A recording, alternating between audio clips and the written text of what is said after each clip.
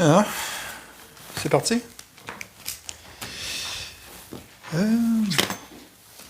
Bonjour. Aujourd'hui, je vais entreprendre une étude sur un livre qui est fascinant.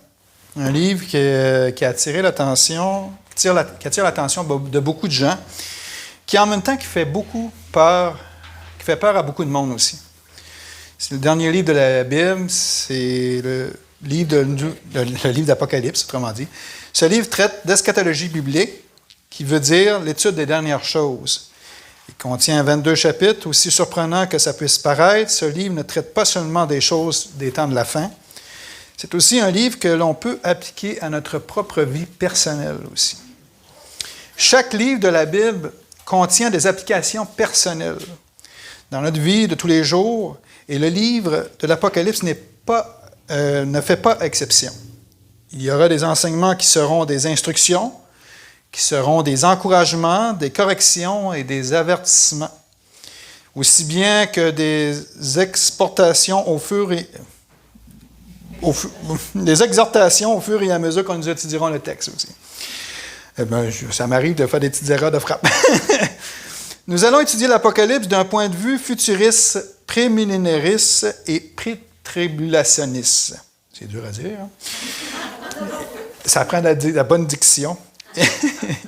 Et je vais vous définir un peu plus loin ce que ça veut dire ces termes, car c'est très important afin de bien comprendre ce livre. Ce livre est le point culminant de la Bible, enregistrant ce que Dieu a commencé dans le tout premier livre qui est la Genèse. La Genèse signifie littéralement le livre du début ou le livre du commencement, tandis que l'Apocalypse enregistre la fin ou l'achèvement de toutes les choses relatives au plan de Dieu pour sa création. Si on fait un parallèle entre les deux livres, c'est un livre où la communion avec Dieu est brisée dès le chapitre 3 dans la Genèse, tandis que dans l'Apocalypse, cette relation entre l'homme et Dieu, elle est restaurée. Dans le livre de la Genèse, on retrouve les origines de l'homme, la création de l'homme et de la femme, et dans le livre d'Apocalypse, c'est le livre de la fin de l'homme tel que nous le connaissons sur terre. Dans le livre de la Genèse, nous voyons la création du ciel, de la terre et de tout l'univers. Tout ce qu'elle contient. Dans l'Apocalypse, la terre et le ciel actuel sont détruits et remplacés par un nouveau ciel et une nouvelle terre. Tout ce que Dieu a planifié, que l'homme et Satan ont détruit. Dieu, dans son jugement final, restaure toutes choses. Le paradis perdu de la Genèse se retrouve une fois de plus où un nouveau ciel et une nouvelle terre existent. Où que l'on voit également l'arbre de vie et la rivière de vie. Et la communion entre l'homme et Dieu, elle est restaurée. Donc, le livre de la Genèse et l'Apocalypse sont comme un serre-livre.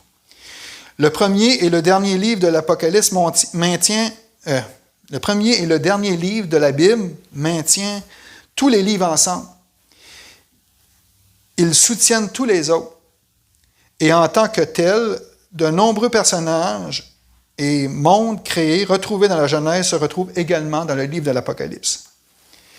L'Apocalypse est à la fois littéral et symbolique. On retrouve entre autres la lumière et les ténèbres, les étoiles, Babylone. On retrouve une mariée, un jardin, un arbre de vie. On retrouve également un serpent le serpent qui a séduit Adam et Ève, qui est le symbole de Satan. Au chapitre 3 de la Genèse, on le retrouve dans Apocalypse, chapitre 12 et chapitre 20, parce que le livre de l'Apocalypse est rempli de symboles plus que tout autre livre du Nouveau Testament. Malheureusement, de nombreuses personnes, de nombreux chrétiens même, ne lisent jamais l'Apocalypse, ne l'étudient jamais. Ils ont presque peur de lire ces pages. En fait, même certaines confessions chrétiennes ne l'enseignent pas tout simplement. Ils prétendent qu'il est impossible de le comprendre. C'est dommage, car Dieu veut que l'on lise l'Apocalypse et qu'on comprenne ce livre. En fait, c'est le seul livre de la Bible avec une bénédiction promise. Une bénédiction à ceux qui le lisent, à ceux qui l'écoutent et ceux qui le gardent.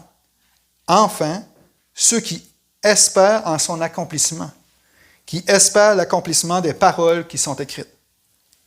On voit cela dès le premier chapitre au verset 3 qui nous dit « Heureux celui qui lit et ceux qui entendent les paroles de la prophétie et qui gardent les choses qui y sont écrites, car le temps est proche. » Donc, il y a une promesse.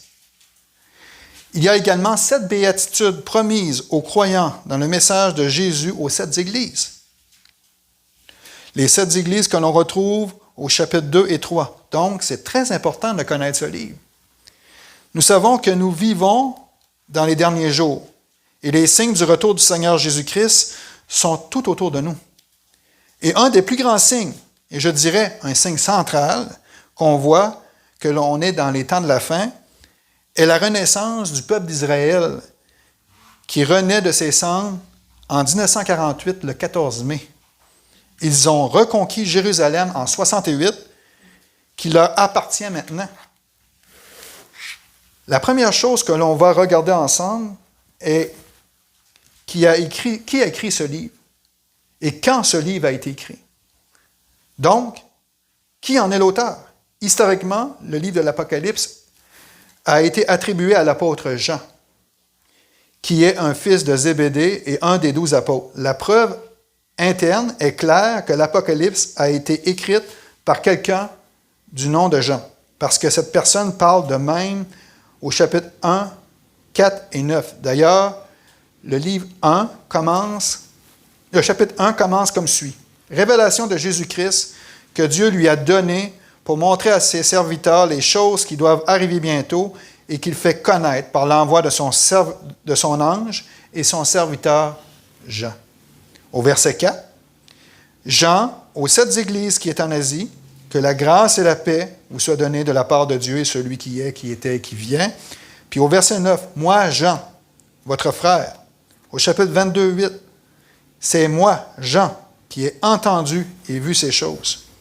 La question est de savoir si le Jean qui est cité dans ce livre est véritablement l'apôtre Jean. Je soulève cette question car il y a des personnes qui se sont questionnées à ce sujet. Certains prétendent que ce n'est pas Jean l'apôtre, mais plutôt une autre personne nommée Jean. Peut-être même Jean l'Ancien, ou même Jean-Marc, qui en est l'auteur. Cependant, la preuve externe est formelle que l'apôtre Jean en a été l'auteur. Et d'ailleurs, les premiers pères de l'Église primitive en formation. Donc, d'une manière significative, tous les pères de l'Église ont reconnu l'apôtre Jean comme étant l'auteur. Entre autres, Justin Martyr, Irénée, Clément d'Alexandrie, Tertullien. Donc, c'est plutôt convaincant. Cependant, tout le monde n'est pas d'accord pour dire que l'apôtre Jean a écrit ce livre. Je pense à une personne en particulier qui s'appelait Dionysus, qui a vécu au 3e siècle, près de 150 ans après que Jean ait écrit l'Apocalypse. Donc, il a rejeté la paternité apostolique de Jean. Dionysus était un enseignant d'Alexandrie en Égypte et qui était d'ailleurs un foyer d'enseignement hérétique. Et sa principale objection à Jean, en tant qu'auteur de l'Apocalypse, était qu'il ne croyait pas non plus à un royaume de 1000 ans, littéral, tel qu'il est décrit dans le chapitre 20 de l'Apocalypse. C'est pourtant très clair. Il y avait donc une très grande motivation de sa part à rejeter l'autorité apostolique de tout le livre. Ainsi, il a conclu sur la base de ce qu'il considérait comme la pauvre grammaire du grec employée dans l'Apocalypse, comme si Jean ne l'avait pas écrit, et croyait que Jean n'avait pas un langage littéraire très développé. Mais la preuve est forte que ce n'était personne d'autre que Jean, le plus jeune des 12 apôtres de Jésus et le dernier apôtre vivant. Deuxième chose qu'il faut regarder, c'est la date à laquelle que le livre de l'Apocalypse a été écrit. Eh bien, au moins les 3 premiers pères de l'Église ont été d'accord de dire qu'il aurait écrit le livre en 95 et 96 après Jésus-Christ, alors qu'il était en prison sur l'île de Patmos. Cette date correspond très bien aux archives historiques, puisque Domitien, qui était l'empereur romain à cette époque et qui a fait emprisonner Jean à cette période, Domitien a été assassiné en 96. Donc, il fallait que Jean ait écrit ce livre avant sa mort. Après la mort de Domitien, la persécution romaine officielle de l'Église a pris fin et Jean fut alors libéré de sa prison. La date de rédaction par Jean est significative parce qu'elle place le livre de l'Apocalypse comme le tout dernier livre du Nouveau Testament et qui ferme le canon des Écritures. Le dernier livre écrit sous l'inspiration du Saint-Esprit. Et d'ailleurs, à la fin du livre de l'Apocalypse, il y a une mise en garde au chapitre 22, versets 18 et 19, qui dit « Je déclare à quiconque entend les paroles de la prophétie de ce livre, si quelqu'un y ajoute quelque chose, Dieu le frappera des fléaux décrits dans ce livre. Et si quelqu'un retranche quelque chose des paroles du livre, de cette prophétie, Dieu retranchera sa part de l'arbre de vie et de la ville sainte décrite dans ce livre. » Un autre point que j'aimerais vous apporter est quel est le type de littérature qui est employé dans ce livre. Eh bien, comme son nom l'indique, c'est une littérature à but apocalyptique. Cette littérature est définie comme ceci. C'est un genre littéraire qui prédit des événements cataclysmiques d'inspiration surnaturelle qui se produiront à la fin du monde. En plus, la littérature apocalyptique repose sur l'utilisation intensive des symboles, des signes et des visions. D'ailleurs, si on regarde l'Ancien Testament, la première partie de la Bible, il y a 4 livres qui sont de type littéraire apocalyptique. On a le livre du prophète Ésaïe au chapitre 24 à 27, chapitre 33, et le chapitre 34 et 35 qui parle du jugement des nations. On a aussi le livre du prophète Ézéchiel, chapitre 38 et 39, lorsque Gog attaque Israël. Il y a aussi le livre de Daniel, au chapitre 3, versets 9, 17, où il est question du jugement des nations. Nous avons également le livre de Zacharie, au chapitre 12 à 14, lorsque Jérusalem deviendra une coupe d'étourdissement pour les nations, lorsque Jérusalem sera attaquée par toutes les nations,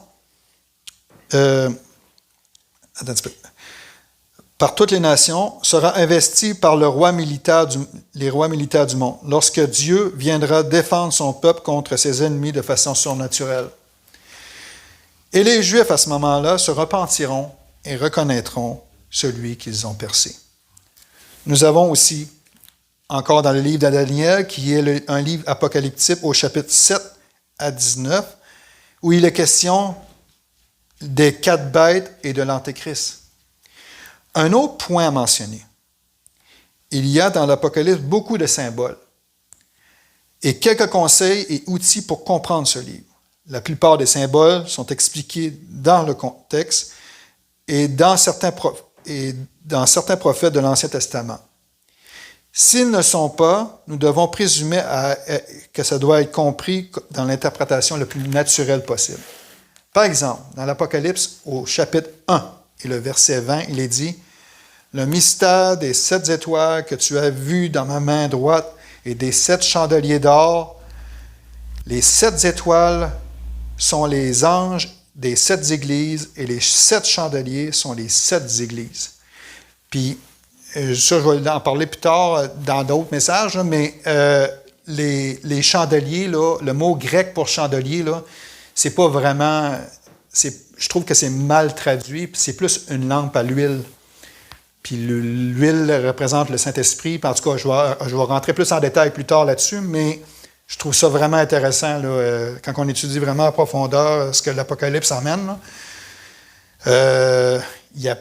C'est incroyable. Là. Donc, on voit ici que l'explication du symbole est donnée exactement dans le verset. Donc, les étoiles sont les anges, ou encore les messagers. Et le chandelier est un symbole de l'Église. Et l'Église est la lumière du monde dans les Écritures. Le nombre 7 est également mentionné.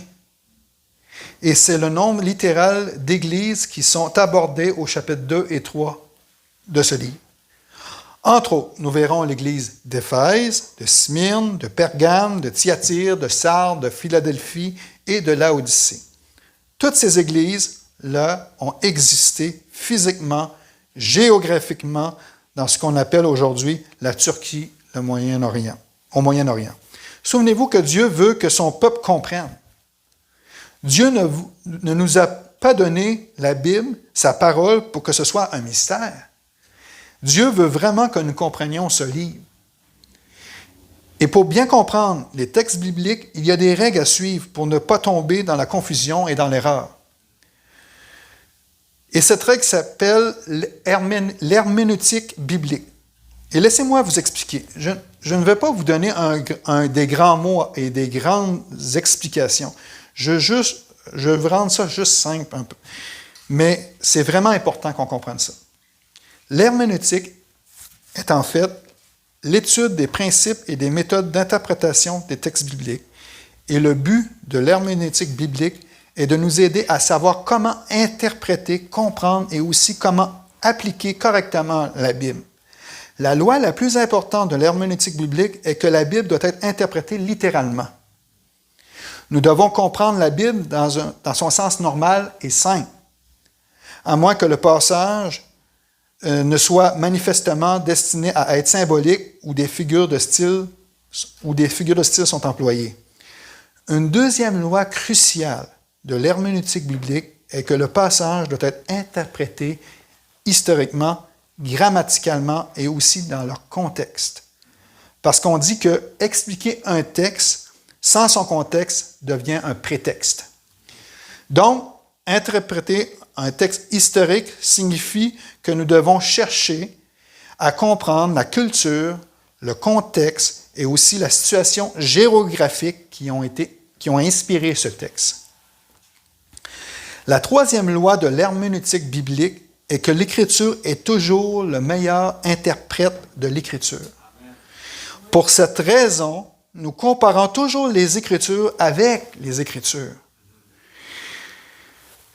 Lorsque nous essayons de déterminer le sens d'un passage, la Bible elle-même est le meilleur commentaire biblique. Un éminent théologien biblique a dit ceci: la règle de l'herméneutique ne change pas quand on tourne une nouvelle page.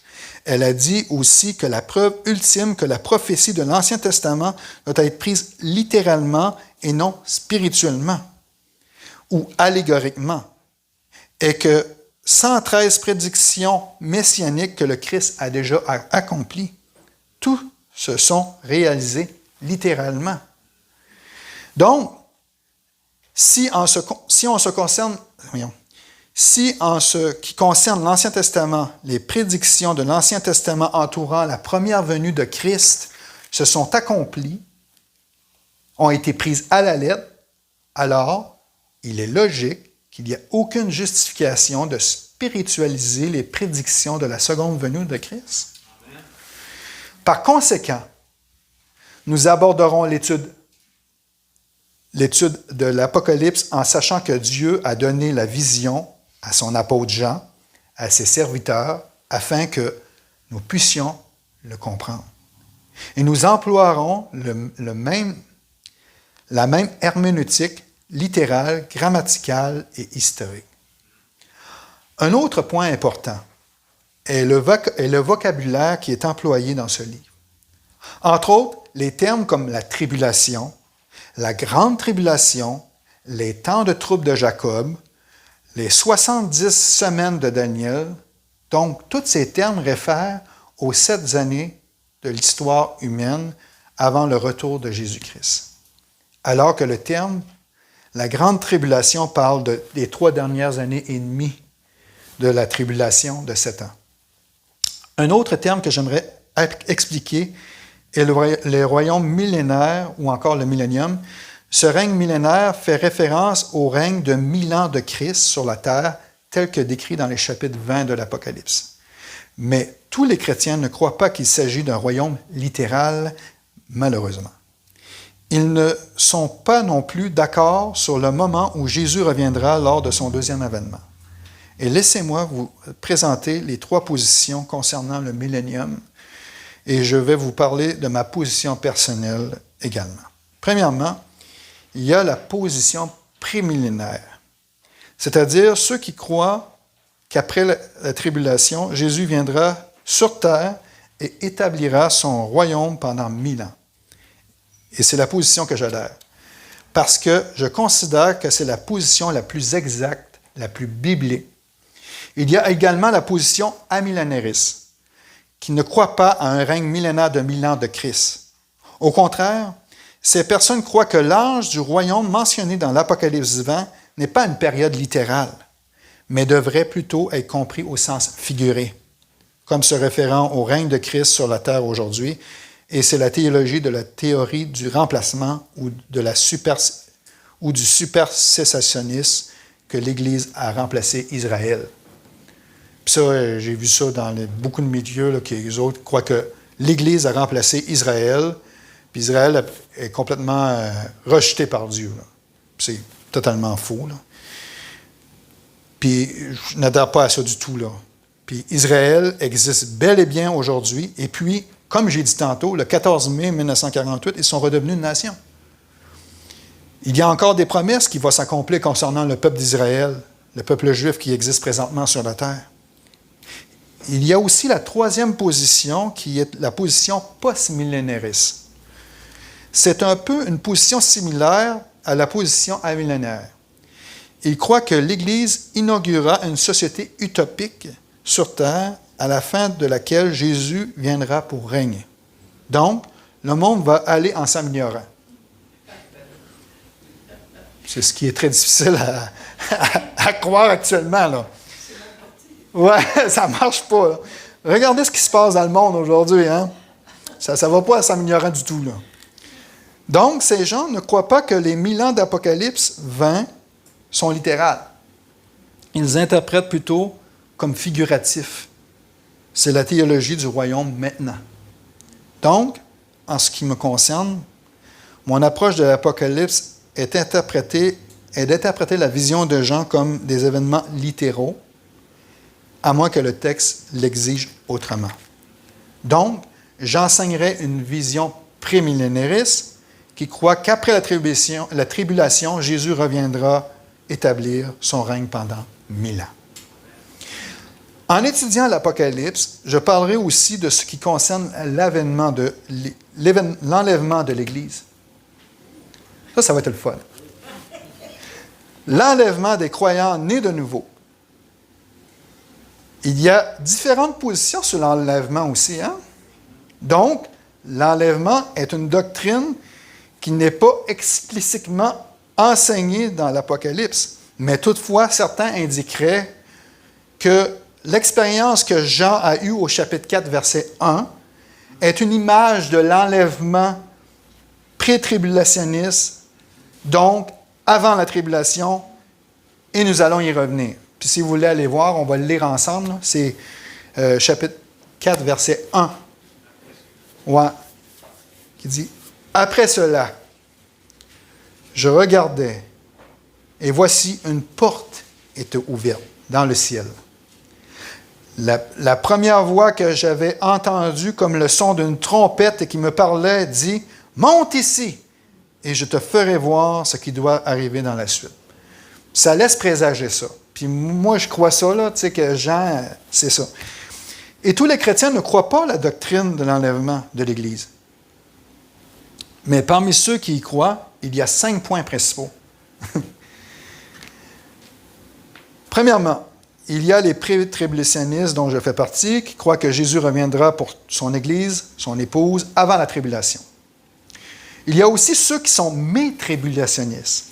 C'est un point de vue selon lequel Jésus reviendra pour son Église au milieu de la tribulation, juste avant le début de la grande tribulation des 3 ans et demi, au son de la dernière trompette. Là, parce qu'il y a une confusion par rapport dans Corinthiens, en tout cas, qui dit au son de la dernière trompette, l'ange criera, en tout cas. Puis les autres associent ça à la trompette du milieu de la tribulation. Mais. Il y a ceux qui sont de la position que l'on appelle précolaire aussi, dont le point de vue selon lequel que Jésus amène l'Église au ciel entre le jugement du 6e et du 7e sceau. Il y a aussi ceux qui ont eu une position post-tribulationniste, qui croient que Jésus reviendra chercher son Église à la fin de la tribulation des 7 ans. Il y a également la 5e position, qui est la position pan-tribulation. C'est assez simple, cette position-là. Ils disent, attendez et voyez comment ça se passe.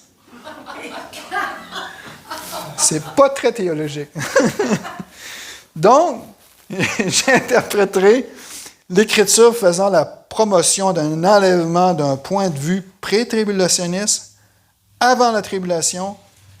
Et le pourquoi de ça, eh bien, c'est basé sur le fait suivant. Il faut savoir que dans la Bible, le mot « Église », et il faut comprendre aussi que le Nouveau Testament, la traduction que l'on a en français et en d'autres langues également, nous vient du langage grec. Et dans le mot grec, signifie « ecclésia », et fait référence à l'ensemble des croyants nés de nouveau qui forment le corps de Christ. Et à nulle part nous retrouvons ce mot dans le livre de l'Apocalypse à partir du chapitre 3, verset 14 et jusqu'au chapitre 22, verset 16. Nulle part dans ces passages, dans cette partie de l'Apocalypse, le mot « Église » est mentionné. Il y en a qui argumentent en disant « Ah, il y a le mot « saint » aussi. » Parce qu'on est appelé des saints. Aux autres chapitres de ce livre, ils disent que le mot « saint » est écrit et que l'Église sont des saints qui sont rachetés par le sang de Christ. Donc, les saints se retrouvent dans la grande tribulation. Eh bien, on doit comprendre que le mot grec, le mot « saint » en grec, est le mot « agios ». Et ce mot est utilisé pour inclure tous les croyants de toutes les générations et tous les âges. Durant la tribulation, il y a des milliers de gens qui seront sauvés et deviendront des saints. Ils seront appelés saints. Mais il y a une chose, ils devront payer de leur vie à cause de leur foi. Parce que l'Antéchrist ne les laissera pas vivre. Il les mettra à mort. Ils seront décapités pour leur foi, comme nous étudierons un peu plus loin. Et ce ne sont pas les sauvés de l'Église, parce que l'Église n'existe pas dans ces chapitres. L'Église n'est pas mentionnée. Donc, les saints qui sont mentionnés dans le chapitre 13, 14, 16, 17 et 18 sont les saints de la grande tribulation. Ceux qui seront sauvés après l'enlèvement. Car ce sera le plus grand réveil mondial de tous les temps durant la grande tribulation. Il y aura 144 000 Juifs qui vont évangéliser la terre. Les 144 000 Juifs des 12 tribus d'Israël, 12 000 par chaque tribu, qui évangéliseront la terre en amenant les gens à la repentance et en la foi en Jésus pour leurs péchés. Également, il y a 4 positions sur les événements du temps de la fin. Il y a 4 interprétations du livre de l'Apocalypse, comme je l'ai mentionné au tout début. Il y a la méthode futuriste, à laquelle j'adhère, et le point de vue futuriste voit tous les événements à partir du chapitre 4 comme des événements futurs. La deuxième approche est non littérale et allégorique. Cette approche croit que l'Apocalypse est totalement symbolique ou allégorique. Il est simplement destiné à communiquer la vérité, qu'en fait compte, le bien l'emporte sur le mal, le christianisme sur le mal, la cité de Dieu contre la cité de Satan. C'est la théorie de Saint Augustin. Pas Saint Augustin de Desmaures, mais Saint Augustin. La première méthode... Saint Augustin de Gomorrhe, oui. Parce qu'il est mort, là. La troisième méthode d'interprétation est la méthode historique. Et que l'Apocalypse est une interprétation historique de toute l'histoire de l'Église, de la Pentecôte à la fin de l'âge de l'Église, donc jusqu'à aujourd'hui. Cette approche est devenue populaire pendant la Réforme, alors que les premiers réformateurs comme Martin Luther King et Jean Calvin interprétaient les symboles. Ouais, Luther King. Non, il n'est pas King. Martin Luther et Jean Calvin. Pas pourquoi j'ai dit Luther King. Interprétaient les symboles de l'Apocalypse pour présenter l'Église catholique romaine en leur temps. La faiblesse de cette approche est qu'elle interprète tout dans l'Apocalypse comme étant seulement symbolique. Plutôt que de suivre de bons principes d'herméneutique, ceci a conduit un nombre presque infinie d'interprétations possibles. Car les gens interprètent les symboles pour représenter l'âge dans lequel ils vivent. Vous pouvez prendre des symboles de l'Apocalypse et l'adapter au Moyen Âge, ou encore il y a 2000 ans, ou encore en 2023, ou pendant la période COVID.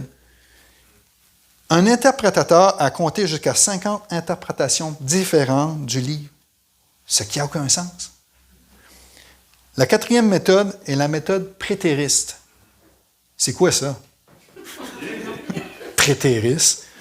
Eh bien, ce sont ceux qui déclarent que tous les événements décrits dans l'Apocalypse sont des événements contemporains.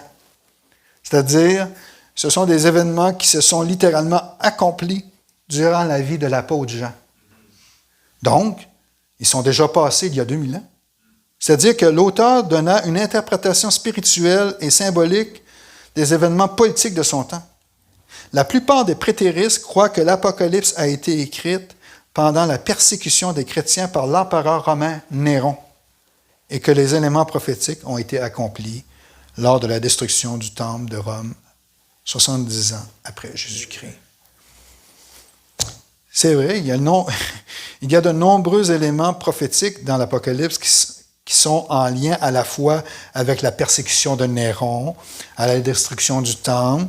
Cependant, l'événement prophétique la plus importante qu'il faut que l'on comprenne lorsqu'on lit le livre de l'Apocalypse est le retour de Jésus-Christ, qui n'a pas eu lieu après la destruction du temple en 70.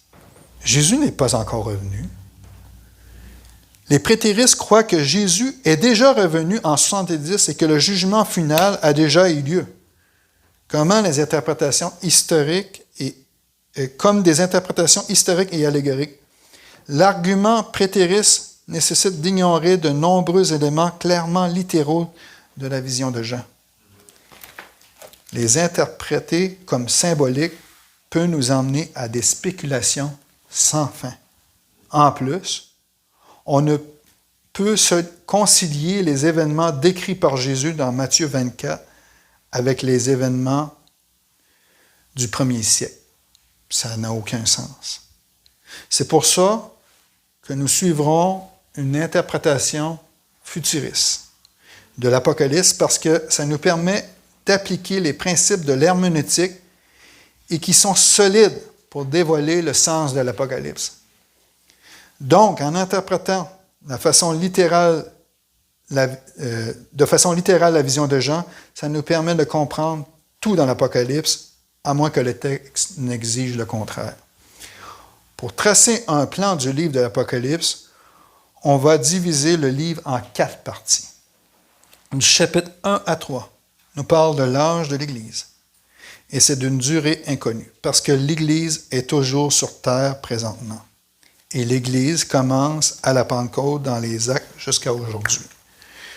La deuxième section sont les chapitres 4 à 19 qui contiennent toute la période de jugement des 7 années de tribulation.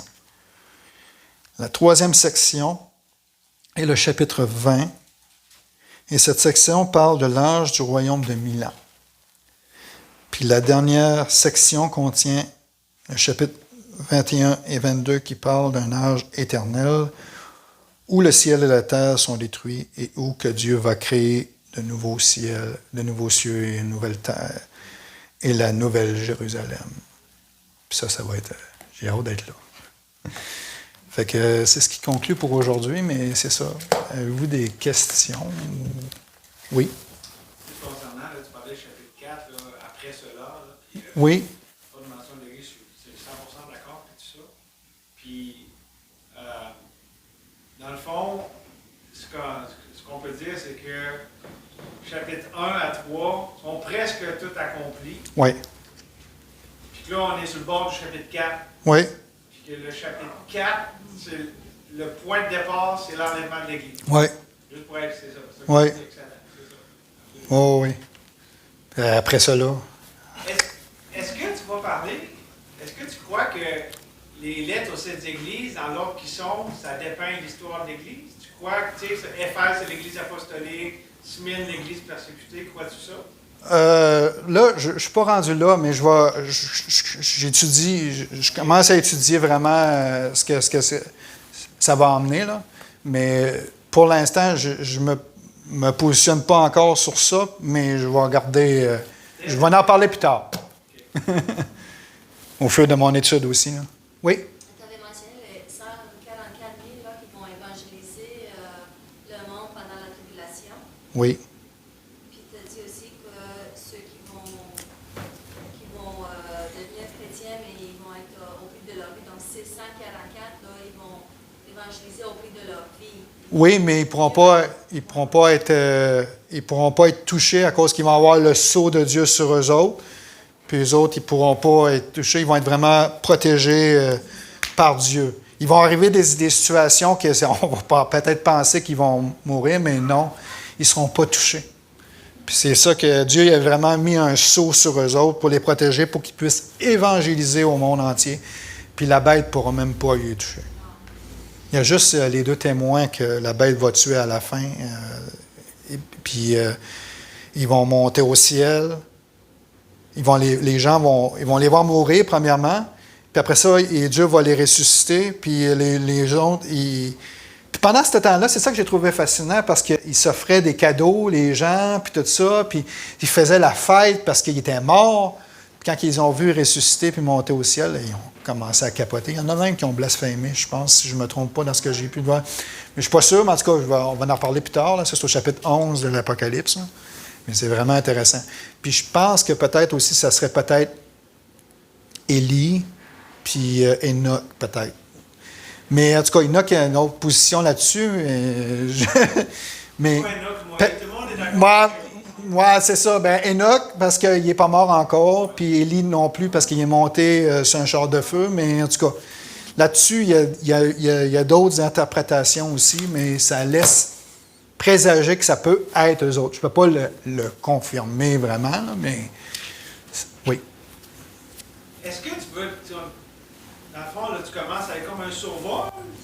En gros, les grandes lignes? Là, aujourd'hui, c'était plus comme une introduction à tout ça, mais je veux vraiment décortiquer le livre de l'Apocalypse pour essayer de l'emmener le plus compréhensible possible aussi. Là. Voilà, mais en plus que 4 messages, par exemple. Non, 4 parties. Non, mais... 4 parties. Non. 4 parties, comme tu disais. Non. Je vais l'interpréter comme moi je crois, mais je vais emmener selon ce que l'herméneutique biblique, puis selon le futuriste aussi, puis pré-tribulationniste. En tout cas, tous ces liens-là, je vais les emmener de cette façon-là. Je n'en marquerai pas dans toutes les autres croyances, parce qu'il y en a... ça va être assez long. Comment tu disais, chapitre 1 à 3, Oui, tu chapitre 4 à divisais en 19? 4 parties. OK. Ouais. Non, ben, je vais commencer par le début, puis avec la suprématie de Jésus-Christ, qui est Dieu, puis tout ça, qui révèle vraiment qui est Dieu, là, dans ce... Puis c'est une révélation aussi. Le mot apocalypse, en grec, en tout cas, il veut dire vraiment plus révélation, là. C'est pour ça qu'ils disent révélation de Jésus-Christ. Puis c'est pas la révélation de Jean, comme on dit. C'est pas l'Apocalypse de Jean, c'est l'Apocalypse de Jésus, en réalité, parce que c'est la révélation de Jésus-Christ. Mais en tout cas, oui. Tu veux dire la référence biblique pour quand Dieu a dit que Israël va devenir une nation en 48? Ça, je pense, c'est dans Ézéchiel. Tu vois, ça dit une nation peut-elle naître en un jour? C'est ça? C'est un prophète dans Ésaïe, c'est Ésaïe. Ouais. En tout cas, mais on va étudier ça au fur et à mesure, puis je vais... Parce que moi aussi, je l'étudie là, en même temps. Là, c'est pas une étude que j'apporte parce que je sais déjà tout d'avance. Hein, non. Je suis en train de l'étudier en même temps. Là. Ah, il y en a qui sont déçus, hein, si tu veux que je vous le dise. Ah ouais? C'est ça. Après, on va t'appeler Docteur Albert. Oui. En fait, tu te bats un petit peu, tu te bases un petit peu sur les études de Hugues. Oui. Ben là, aujourd'hui, ce que j'ai emmené, c'est Hugues, un de mes amis, un frère, pasteur au père à ma femme, il emmène l'Apocalypse. Mais aujourd'hui, l'introduction que j'ai emmenée, c'est en partie ce qui a emmené. Mais c'est ça, ouais, c'est ça. Fait que, tu sais, mais parce que je trouvais ça vraiment, avec ce que je croyais, là, tu sais, c'est pas... parce que là, je l'ai écrit en 2 jours, là, fait que c'était parti d'introduction-là, puis il y avait beaucoup de stock, fait que, tu sais, je connaissais pas toutes ces parties-là non plus. Il y avait des choses, là, comme prétérisme, puis ces affaires-là, c'est quoi ça? Tu sais, je comprends. Tu sais, l'herméneutique biblique. Ouais, mais c'est intéressant. J'ai trouvé ça intéressant, puis je vais continuer mon étude aussi, puis je vais aller voir... là, je ne partirai pas sur tout ce qui a enseigné, là, mais je veux dire, aujourd'hui, c'était vraiment... L'introduction, c'était vraiment plus qu'est-ce que lui avait emmené, que j'ai trouvé vraiment... qui avait vraiment du sens, puis tout. En tout cas, ça amène vraiment une bonne introduction à ce que j'ai apporté aujourd'hui, là. Ouais. Fait que c'est ça. C'est bon? Fait qu'on va prier. Merci Seigneur, merci pour cette journée. Merci pour ce que tu fais dans nos vies, Seigneur. Merci pour tout ce que tu nous révèles. Merci aussi que le livre de l'Apocalypse, tu l'as mis comme une bénédiction pour nous, Seigneur. Je te prie, Seigneur, de te révéler. Tu sais, tu dis dans Daniel aussi, c'est toi qui révèles les choses cachées, qui profondes, puis ce qui est dans les ténèbres, il n'y a pas de ténèbres avec toi, parce que tout est lumière avec toi. Fait que tu viens éclairer nos ténèbres, Seigneur. Je te prie vraiment de venir nous éclairer durant cette étude, Seigneur, que ça puisse vraiment être fructifiant pour chacun d'entre nous, puis que ça puisse fortifier aussi notre foi à travers ta parole, puis je te prie ça au nom de Jésus. Amen.